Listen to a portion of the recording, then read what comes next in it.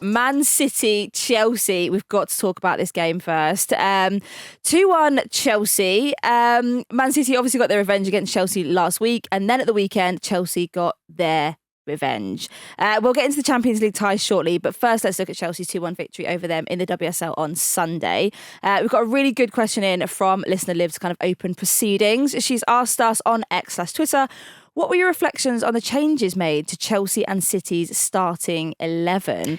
So just to add context here, Bompasta made 6 changes to the team that started midweek. She had Lawrence, Niamh Charles into the defence. Midfield, she had captain Jean-Francois and Michael Hermano, and then added Canarid to the attack. She had bloody Lucy Bronson centre back. There was a lot going on, Honestly. Rach. What did you take of? What was your take on all of this? Well, firstly, can I just say every game has delivered.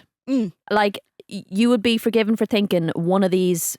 You know, I know we're only 3 into 4 of this quadrilogy, which is a word I heard. Quadrilogy? Yeah, I did not know that was a word. You've made that up. No, the commentator used it, and I was like, that can't be real. But I like it. Episode 1, 2, and 3 have all been really exciting. Do you know what I mean? There's been no kind of, you know, sometimes in a series you get an episode and you're like, oh, this is filler. They wanted it to be 4 episodes, so they've put in this one we didn't need in the middle. That hasn't happened. But it's like Star Wars and then The Empire Strikes Back, and then what's the other one after that? I don't know. But they all keep delivering. Do you know what I mean? They're all off standard. Good. All the characters have had good parts to play. I'm going too far into this analogy, but there's been a lot of it the last couple of weeks. I was like, how many more kind of lines can we draw from this whole 4-season episode, whatever thing? But I wanted to say, I do think it's delivered. I've been really impressed with both teams and how they've tried to manage this difficult situation. I think both managers have had good games and managed games well. Maybe the other manager not so much, you know. And I think this one was such a literal game of two halves. Like, Man City started the game. Well, actually, I thought Chelsea started the game quite well, but Man City massively grew in that first half. Definitely. I thought dominated that first half. Could have been gone in by more than one goal, and not just that, you know, Jess Park opportunity that we'll come on to, but like Carolyn was superb, and I thought she could have had a couple of goals. So I feel like they actually could have put the game to bed in the first half. Definitely. And then, my God, whatever Sonia said at half time, Chelsea came out all guns blazing, like really up the intensity of their attack, really used the width really well. I thought Johanna Reiten-Canarid, again, she could have had a couple of goals. So it's one of those, I always feel like whoever's owns the second half, you look at and say, they should have won the game and deserved to win the game. But 100%. Like, looking at the first half, I do think City did quite well, but I do think Chelsea deserved it in terms of how they played. I think it's that. If we focus on the first half and we look at what Man City achieved, there were so many clear-cut chances that I thought it was going to go their way. They could have been at least, 3-0 up, I reckon, by the break. I mean, you mentioned there, obviously, Jess Park's goal being disallowed, as the referee had already blown for a free kick rather than playing the advantage. Obviously, that was impactful and turned out to be very decisive. I think what made it so frustrating was that about 5, 6, 7 minutes earlier, there had been a foul on, I think it might have been Park actually, I'm not 100% sure who the foul was on, just inside City's own half, but the ball had played forward and Jill Roord was away, and the referee blew the whistle. And City were raging because they were like, we had advantage here, you know, we could have had an overload of players, like, you have to play advantage, blah, blah, blah. So I think that made the then decision to literally have zero time to see if there was any kind of advantage. For sure. Really frustrating. And, you know, when you watch the replay, you see the whistle goes after Park has struck the ball. But I can totally understand that frustration because it wasn't just a one-off. It was something that I think City maybe felt aggrieved with already in the game. So then for it to happen again, and yeah, if you'd gone in 2-0 up, would have been a very different game. But they had other opportunities to score. I feel like I didn't really answer Liv's question. I understood the changes. You know, you're juggling a lot of fixtures, you're juggling loading, you're juggling the fact that you're playing the same bloody team again. You know, there's only so many aces up your sleeve you can have. I was probably more surprised at Chelsea's starting 11 than Man City's. Yep. But on the flip side of the Champions League game, I was more surprised at City's starting 11 compared to Chelsea's. So, I think there's a lot of elements that have gone into the teams they've had to pick that aren't just around managing minutes. Definitely. I mean, obviously, I think when we look at sort of Man City and their performance, we've got Jess Park and the goal being disallowed, but can we absolutely talk about Carolyn causing problems? I mean, I thought, obviously, it's her first goal for City. It kind of felt like, welcome to the stage, Carolyn. I mean, I know like she's obviously been sort of like pressing in front of people for a long time, but I just think this was a bit of a monumental game for her. The things that the actions for her off and on the ball, I thought were amazing. I think she deserved this. Well, I know we're going to be talking about the Champions League and we come up to it, but she was excellent in that. So she kind of carried that on into this fixture. Was an absolute threat in that first half. I would say Chelsea's defence should have done better with her goal because they just backed off and backed off and backed off and backed off. And at no point did they try and engage her at any stage. And I appreciate Millie Bright was trying to give time for other defenders to get back and support. But by that stage, Niamh Charles was back. There was two of them. I like somebody engaged. It just blew my mind that she got so much distance and got so close to the goal. Still, though, to be able to put that away with that many bodies in front of you is impressive. She deserved a goal. She deserved more than one. And maybe that goal will give her another boost going into round 4 because she is dangerous. She does, put the fear into the Chelsea backline.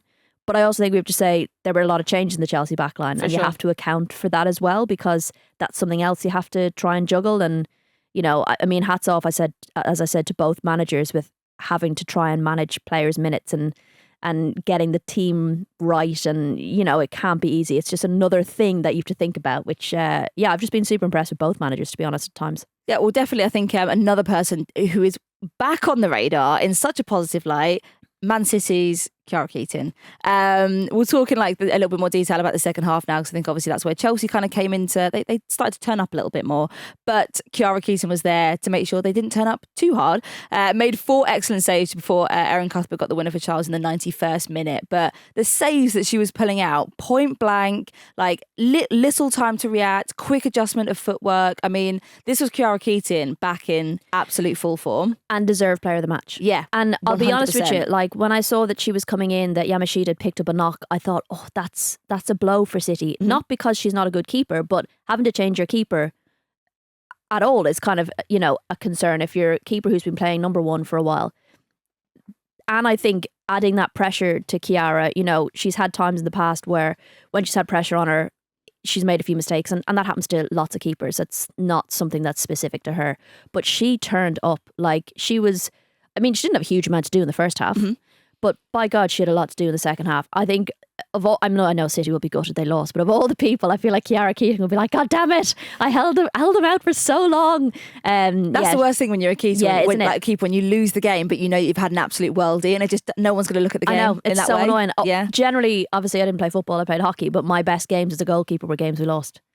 It's so annoying because, but at least she got that player of the match. At least you can put that up there and be like, and I think good. She needed that. Yes. I think there's been obviously she has had some performances that we've obviously talked about previously, and I feel like she needed that for her own personal kind of I'm fucking brilliant and I know it. Do you know what it also does is it gives the back line and the rest of the team confidence to know that, if Yamashita has to go out, Keaton comes in, we're all right. And I think that's really important as well because they've had changes to their backline as well. And I do think the youngsters who've had to come in at the backline for City deserve some credit as well because, look, there's going to be times where, Pryor or Lazelle maybe get done by some of these top players of the Chelsea team. I totally appreciate that. But they never look out of place. And I just think that's really impressive for young players. But I do think also, when you look at sort of what Man City have done this season, there has been so much rotation of the keeper position, a fair bit, probably more than any other WSL team. And I think that's sort of where I've actually kind of enjoyed seeing how that format kind of works. We saw it a little bit with Spurs and Becky Spencer sort of in and out and going between the keepers that were coming in. But I actually really appreciate what they've done because I do feel like any one of those keepers could step in and people feel confident about it, so rate it. Yeah.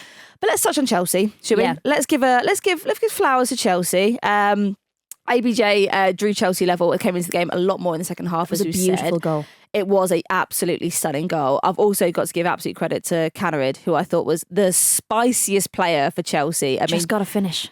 100%. But my God, she could have had 2 or 3. But the chances that she created and finding those spaces, and there were definitely times that City's back line were quite narrow. So she was drifting out onto the wing, creating that space inside. And I just thought she was amazing. Yeah, I thought the contrast between the first Champions League game and the second half of that game was almost like some of the I don't want to say the worst that we've seen Chelsea, but they weren't great in that first Champions League game. This was some of the best football I think they've played in terms of the intensity, and I think as well the players they were able to bring off the bench made such a difference.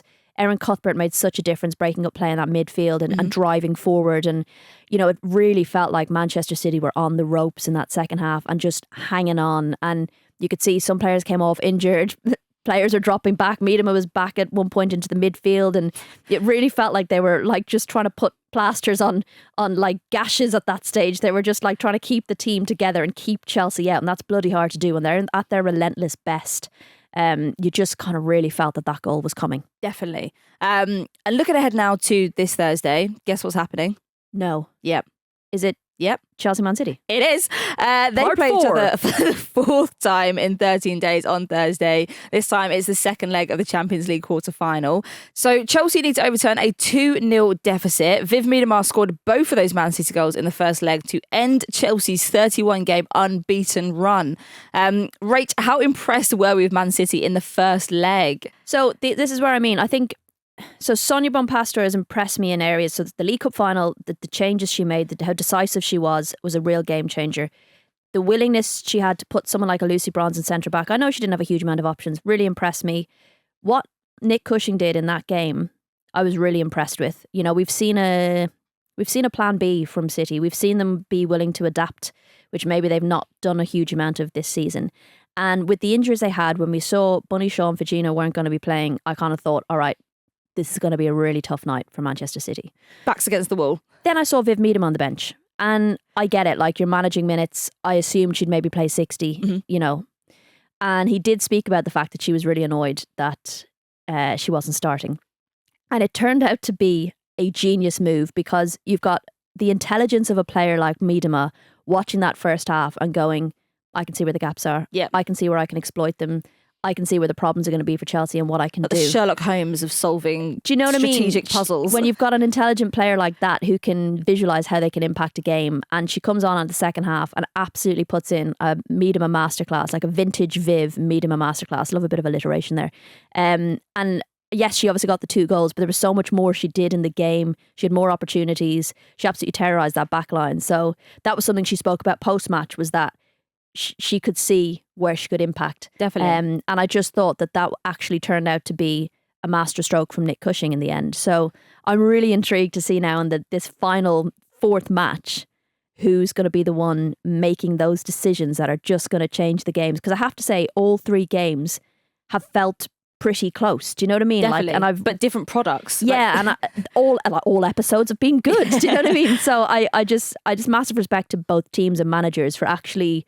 This could have been really boring. It could have been the same old, same old. They could have done the same thing every time. And it's been so interesting tactically how managers and teams have gone about this. And yeah, really looking forward to the next. I think it's that, like, in my mind, like, obviously I'm not a Chelsea fan, but there's a part of me it's the one elusive trophy for them. It's the one that I feel like Sonia's obviously spoken about quite a lot. She's been asked about quite a lot. It's the one that everyone kind of wants them. If you're a Chelsea fan, it's the one that you really want to win.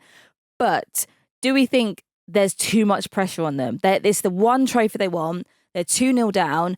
Do we think they can recover this? Do we think they've got it in them? I know we keep talking about Chelsea's mentality monsters, but it's a big thing to overcome.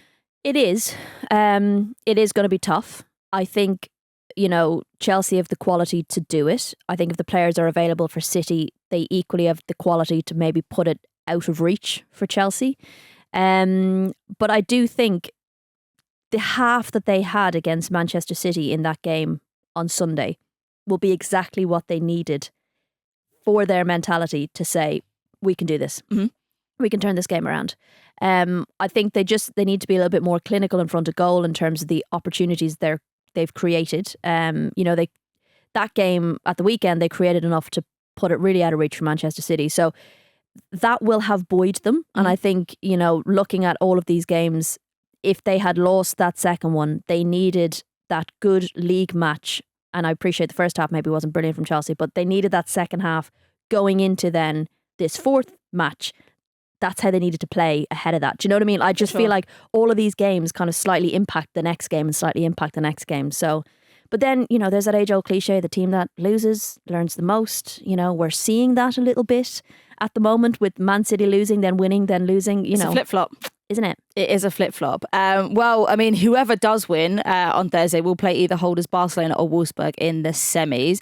It's looking likely it's going to be Barca as they're 4-1 up on aggregate. But I mean, God, you've kind of overcome this massive momentum thing. And then you think, oh, fucking hell, now it's the final boss. The final boss this early. If City do it, if City do it, they've beaten Barcelona before. 100%. But I do feel like beautifully so. If City do end up having to play Barcelona, they're going in kind of like one leg bandaged, an arm in a sling, dragging a leg behind them, kind of, oh Jesus, it's been a bloody tough fight, and now they're going up against like the champion of the world or something. You're just like, oh, for God's sake, give me a minute. Damn it.